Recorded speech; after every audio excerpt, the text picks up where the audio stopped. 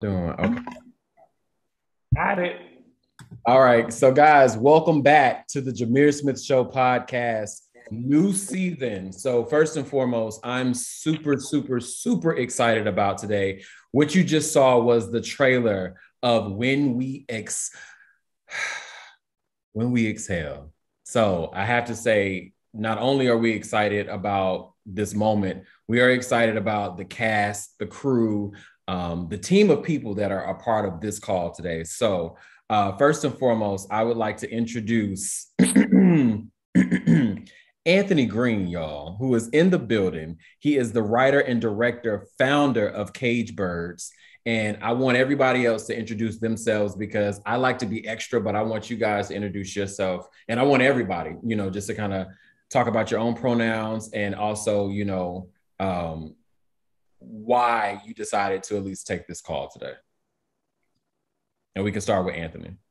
Oh, okay, okay. I am Anthony Green. I'm all those things that I was just introduced as, and pronouns he, him, his. I took this call today to promote the show When Boys Exhale, and also give an opportunity for people to meet some of my amazing cast members and some of our one of our amazing crew members, and just talk about some of the great work we're doing and the amazing show we're bringing to Atlanta in 2 weeks. All right, Moses and Derwin. Hello, my name is Moses Princien. My pronouns are they, them, theirs, and I'm on this call to celebrate When Boys Exhale, as well as my cast member and my playwright director and the production team that we have, and to tell you all about what we got going on. Derwin is in the building, y'all. Uh-oh. Hi. Hi there, I'm Derwin King. I'm always glad to speak about any project I'm doing, but more than that, to talk about a project I'm doing with Caged Birds Productions. This will be my second time doing this show, so there's a lot that I've learned since the last time we've done it.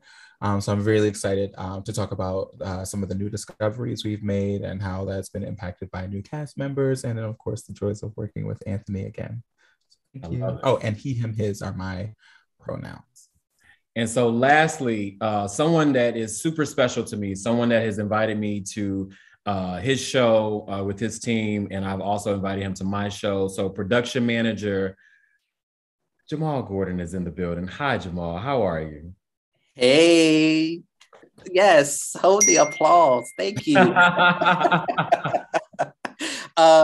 This is amazing. I'm joining Anthony Derwin again. I worked with Anthony in the past in 2019 for When Boys Exhale in DC and Acostia. Being the technical director, the lighting, and bringing on that music, that shoot, shoot the loop, working with Derwin and seeing his amazing acting skills. Also with his film, I don't know if it's your debut, but In the Souls of Black Pebbles. And getting to know Moses. My pronouns are he, him, his. And thank you so much for having me again on your show to be a part of this wonderful promotion and opportunity to share When Boys Exhale. Absolutely. So, as we saw in the trailer, as everyone has talked about, whenever they saw it in DC, we look at Waiting to Exhale, which is iconic. And of course, four, not really four, because there's some other icons that are really in the film, but four iconic women, and everyone knows I love Nippy, but four iconic women in a story that really has magnified over time. And it is one of those stories that I think as people of color, we will always have these quotes that will always inspire us from everything from that film. So, Anthony, what inspired you to write this play? Okay, what inspired me to write this play? So at Cage Burst Productions, we always strive to create stories that reflect and affirm the Black queer lived experience. A friend of mine had passed away, And one of our last conversations that he made me promise to write the story of his life. So in my grieving process, I made good on that promise and I told the story of his life, but through the lens of our favorite film, Waiting to Exhale. Mm-hmm. And this play is an original story, but it has like plenty of quotes and Easter eggs to the film that will delight hardcore Waiting to Exhale fans. But ultimately, it's a play where friendship is the love story. Okay. And I think it's interesting because whenever I haven't had an opportunity to see the play. And so I'm doing it as a lot of people are doing it. We're bringing our friends. So it's me and three of my friends. So it's four of us going. And I think that's what the conversation is here in Atlanta, is that people want a very feel-good play. And from what I saw as far as on, the trailer, I think that's what we're really excited about. So Moses, tell us more about your experience really as a non-binary performer and really just playing this role. Well, it's something, playing a binary character is something that I've become very used to, honestly, because looking at theater as a whole, most of the characters that are being written are binary. But also besides that, I have grown up with a binary experience. And so the whole idea for me, acting, is to become someone else and to find the truth in that character and relay it to the audience. And so I think there is quite a bit of truth in Jonathan that I can identify with, that I've experienced. And so for me, holding true to that idea of acting makes it seamless for me. I'm not being myself, I am Jonathan. And so makes it pretty easy. And it's always a joy to find a new character. It's always a joy. And Derwin, if you can talk about your character as well. Sure, yeah. So Andre is an exuberant personality, just very larger than life. And I think that there are many ways in which Andre and I are alike. And that's something that both Anthony and I have identified, and something I'm sure that Jamal can attest to. And so I don't know, I feel like this character certainly allows me to tap into the more like free version of myself. And therefore, I think it's just like a pleasure to step into him or his life. Jamal, did you want to? Yes. So I've seen Derwin in the play again in 2019, and attended the rehearsals. And so he really taps into the character of anyone he's representing, and having that emotional connection, and also that comedic relief when you're talking about HIV, when you're talking about dealing with your parents and acceptance and things like that. It can be heavy at times, and just finds that comedic relief in certain aspects helps, I know, for me to be relatable, to see myself in the character, especially how he brings that character out. So this is the question for everyone. And we can start with Anthony and kind of work our way down. Again, I'm a fan of Waiting to Exhale. And, I think a lot of people will go in with the expectation of the exact same storyline, the exact same type of characters. So whenever you were making this play, and it completed and you did it in DC, what can audience members expect whenever they actually come and see this play? Oh, okay, that is a great question. What can audience? So first of all, it is not an exact reboot. I ain't trying to get sued. It is an original story that does like honor Waiting to Exhale, but it more so. So these two main characters, they are best friends, and they're like Waiting to Exhale super fans. Like the movie and talking about it is their love language, and we kind of get to a point where, and it's also like my experience of like growing up loving this film, and then as an adult, Black gay man having certain experiences with men that kind of mirror the women. Right. And so just kind of exploring like, is that predetermined or like, is it happen because of like what we were exposed to? But what people can expect is a talented collective of like Black queer creatives coming together to tell our stories. So any show or screening that we do with Cage Birds, we like for it to be community focused. We're guests in Atlanta, so we invite a lot of like local Black and/or queer businesses and organizations. Also, as always, before the show, when doing our intermission, we'll be playing all Black and queer music from Lil to Sylvester, Lil Janelle Monáe, Lil Queen Latifah in this thing, and we'll also have a full service bar. But only our VIPs will have access to our special glorious birthday punch. Okay. Moses. What people can expect, honestly, from my experience reading even the play, it's very healing to see an experience that I have gone through on stage, or to read it, and they're going to be able to identify with a lot of the story, the parts of the story that are coming out, whether it be issues with parents and working through that trauma, figuring out who they are as they get older, figuring out life, balancing work and trying to find love, and also whether the love that they've been watching in this movie is romanticized. Is that what they're going to actually expect to find in real life, or are they going to have to see that, okay, this is what I want, this is what's happening, and trying to accept what is the reality and to live in that reality. So definitely a healing moment and a key for sure. I was gonna say, I don't know if you guys saw Moses was trying to not tell the whole story. I love that. And Derwin, what about you? Yeah, I think they can expect to see what it's like when people really cherish their relationships.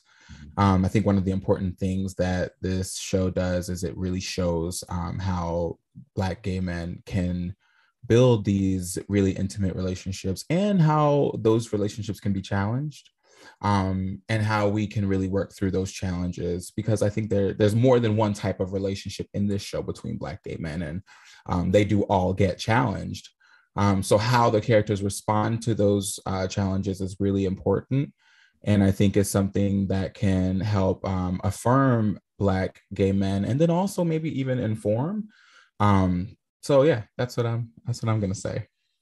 I want to go to an audience question really quick, and I'm gonna let Jamal hop in. Question from Chris from Tennessee asks, how do you become the character? Because we all have our lives, and it looked like Chris had asked because he was doing some type of films, and he was having challenges becoming the actor. So how do you become that actor? And whoever can pop in. Well, for myself, I get into character by drawing on the essence of what I see in the pages, finding them in my body as well, seeing how they fit where I am. And then I love listening to music that also is similar to them, or just makes me get into the headspace or the emotional world that they're in.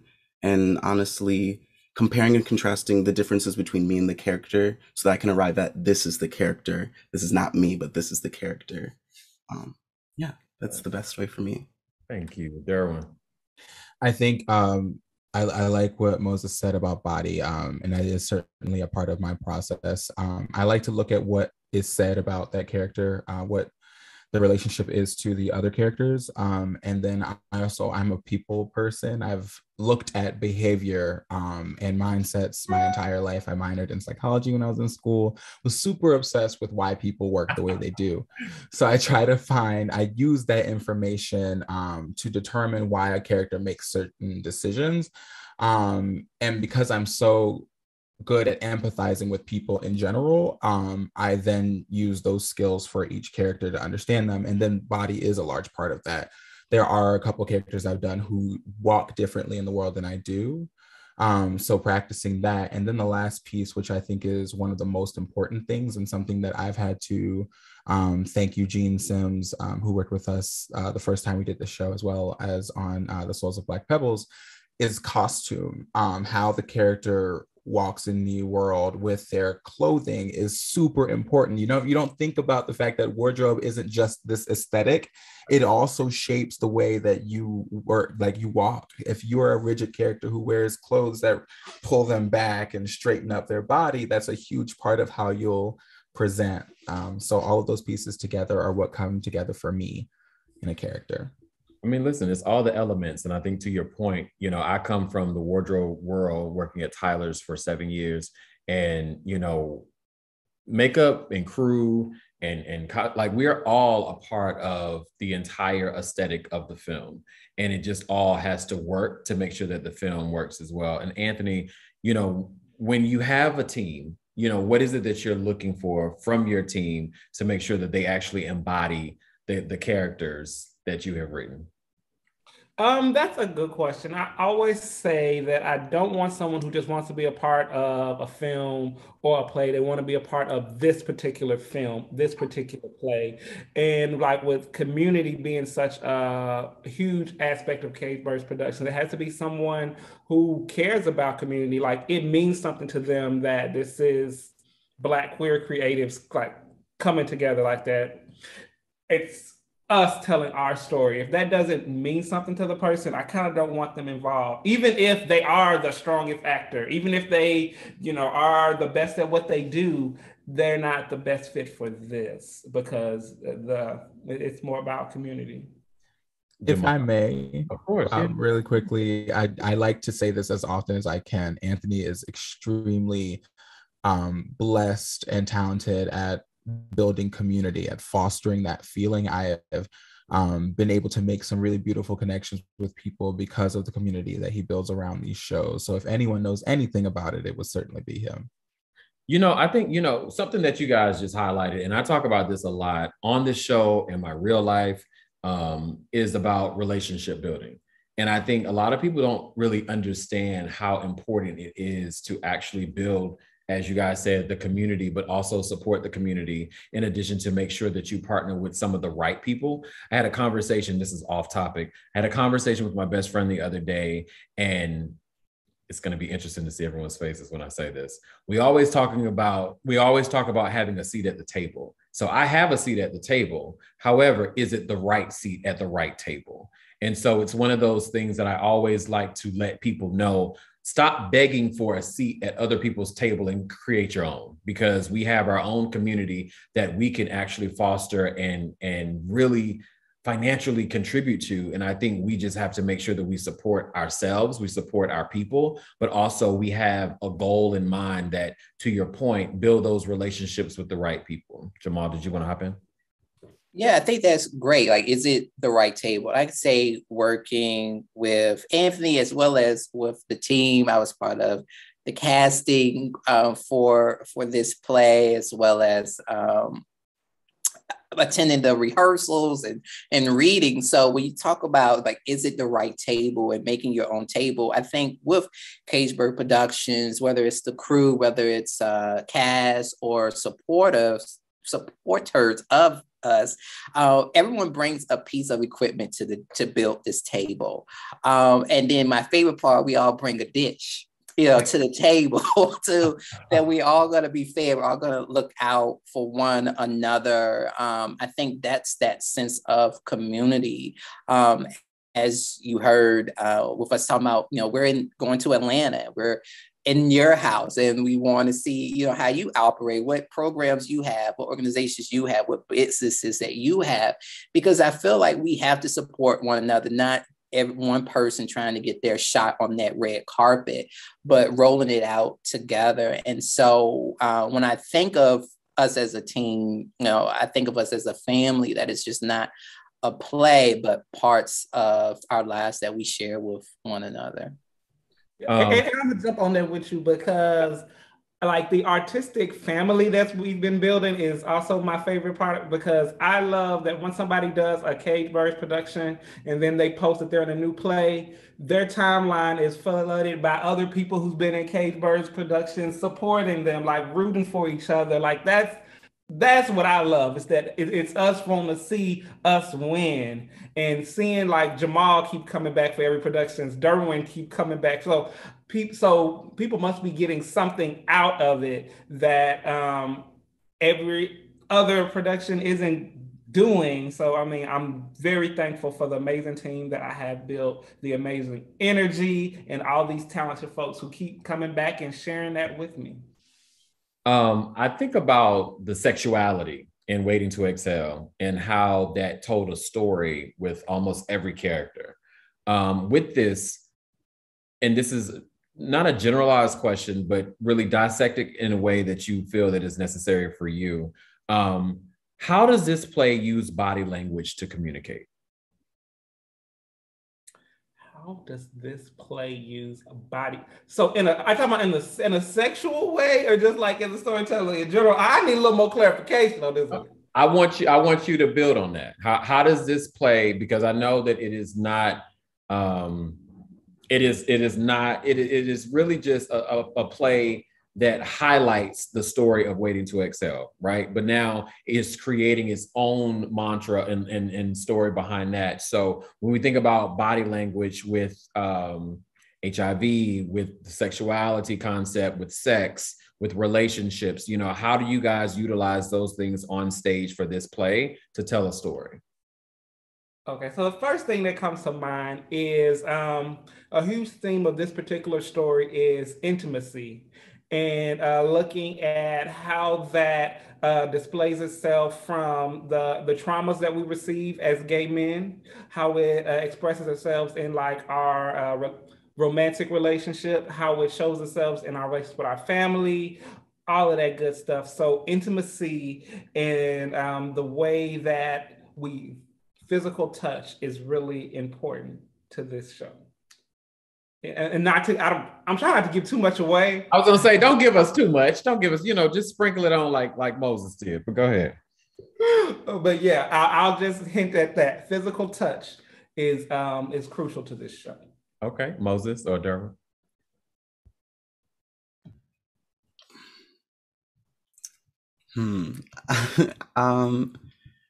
What Anthony said is very true. I feel as though the importance of physical touch is seen so much, even in the way that the scenes are written. And I feel like when characters are interacting physically, it's always a very specific reason, or it's always a point. I feel like even with staging, often, when characters come together, there's always like a purpose. There has to be something behind it. Yeah, there is such an importance with physicality and everything in this play. I love it. Y'all are just grazing all over the meat of this, and this is what's making it super exciting, guys.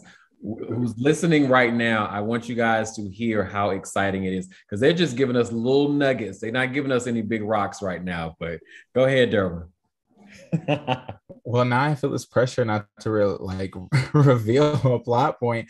I just think that like these characters' sex lives or their relationship with sex really informs how they interact with each other in the show and how their lives change. Much like the women in Waiting to Exhale, I think you're right that like their sex lives had become a large part of that plot, and without us really seeing any of these characters have sex, you do get a very clear understanding of what their sex lives are and how that affects how they interact with each other. Got it. Jamal, did you want to touch on something? Because I got something special. Anthony talked about it, so I'm excited to hear what this next answer is. No, I think they hit the head on the nail with it. I could say just from what I've seen in rehearsals and things that, when you have that body language, it shows how we are in uncomfortable conversations, as well as that love language with our partners, or how we interact with our friends and with one another, because you can read someone based off body language. So I know that they'll do a good job with that scene and showing the love, the uncomfortable moments, as well as the angry moments. So stay tuned to see that eye rolling. This is a message from, this is Tiffany, and she is from New York. And she asks, how does the music influence the storytelling? Because as we all know, let's be clear, Waiting to Exhale had an amazing film, but without the tunes. I mean, let's be clear, it was not only an iconic cast, but an iconic album. How does the music influence the storytelling? And everyone, you guys can't see their faces until we load it on YouTube. But when I tell you everybody's face lit up, but go ahead. Okay, so the first thing I will share is, so every scene of this play is named after a different song from the soundtrack. Ah. And in between each scene, we're going to be playing different songs from the soundtrack that kind of match and hit the moods. And there are certain lyrics to certain songs hidden within the dialogue of the show. I'm gonna leave it there. I'm leave it at that. Leave it there. Anybody else want to touch on that? Oh, it's really straightforward. That's really it. I was just excited for everyone to learn that that's a part of the experience, both for our end and like getting to know the script, and then of course in how their experience will be in the theater. Okay, Moses. Yeah, I think Anthony and everyone has done a great job of like creating a whole world, a whole complete world. So when y'all show up in the theater, you're gonna experience something amazing, and the music is definitely an integral part of that. As we wrap today, and everyone, we can start with Anthony and work our way down. And then we're going to do a quick little game at the end. So hopefully you guys, I know you know your stuff, so I'm not worried about that. The last question is, I changed up my last question earlier today. So I'll ask this. What would you like people to take away from this play? And we can start Anthony and work our way down. Ooh, okay. So what would I like people to take away from this play? So when I originally saw Waiting to Exhale, I loved the film, loved the story, but I didn't really see me in it. There were two like gay characters in the film, the hairdresser and then, the down low ex-husband. And I didn't really relate to them.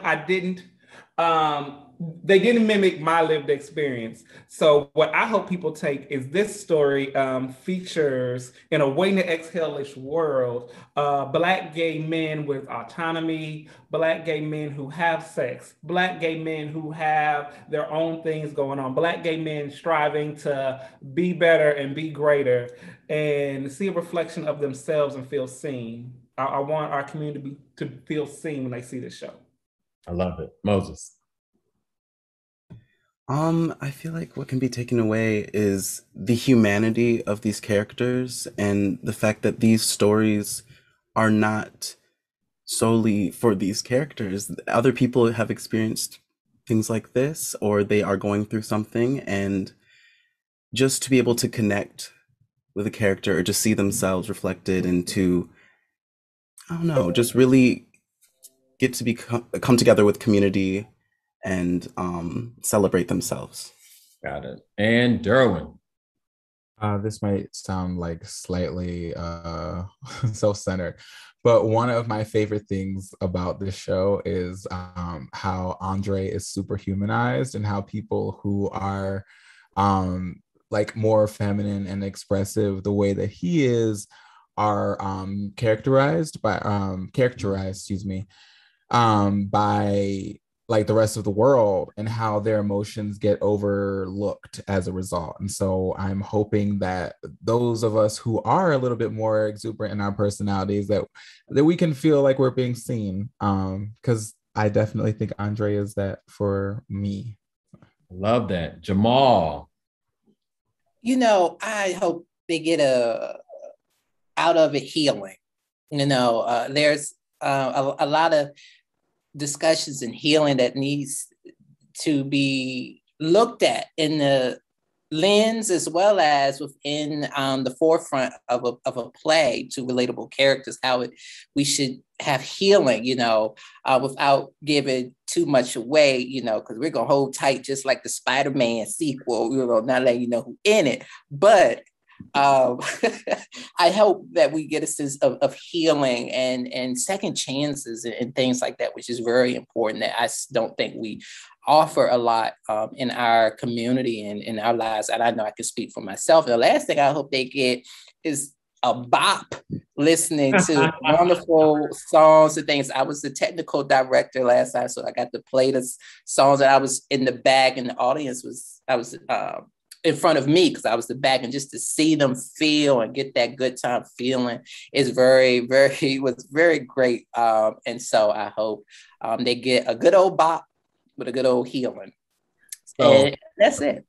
Well, and I will say this, and we in a few weeks we're going to have a therapist on the show talking about just mental stability and just everything that we are all going through right now as people of color, as gay men, LGBTQ plus, IA, all of the other alphabets, because I always forget. But I will say it's needed because, suicide rates are super high when it comes to younger people of color.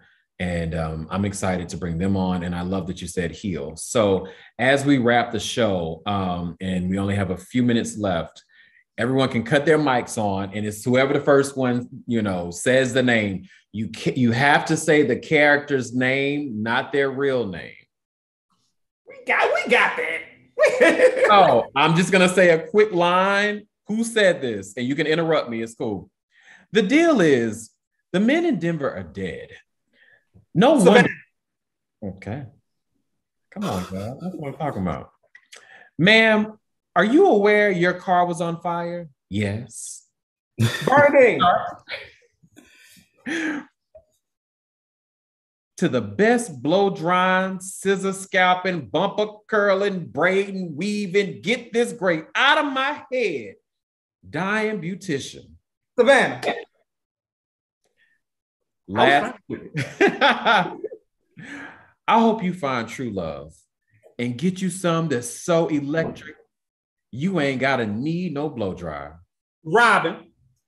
No, y'all, why is Anthony answering all of this? I want to say it 6 times. 6,000 times. Anthony, is there a computer in there? Anthony? Listen. Yeah. Jamil, can you do like who says shoot the loop? Can you do these things? And I would know that. You could have given me the the zoo line. I would have had you on that one. Last quote. Girlfriend, here's to peace of mind and all the happiness your heart and hand can hold, because Lord knows you deserve it. Savannah. Bernadine. Thank you guys so much, honestly, for being a part of this. And again, Anthony, if you can let everyone know, when will you guys be in Atlanta? What are the dates? Where can people purchase tickets? And I know you guys have an Instagram page, so let the world know. Okay, so we will be in Atlanta April 22nd to the 24th. We have 4 shows. You can purchase tickets on Eventbrite. If you're looking for it, it is When Boys Exhale Atlanta. If you just Google When Boys Exhale, we're the first thing that comes up. Thank you guys so much for being a part of the show. We're excited. Me and my team, we're excited because we'll be there. So hopefully we'll be able to take pictures with you guys and really just feel that love, that energy. But as all of you guys said, that relationship building. So I love you guys. Thank you. Stay safe. And again, as we always say at the end of the show, stay positive, but stay creative. Until next time, thank you guys for tuning in. Thank you. Thank you so much. And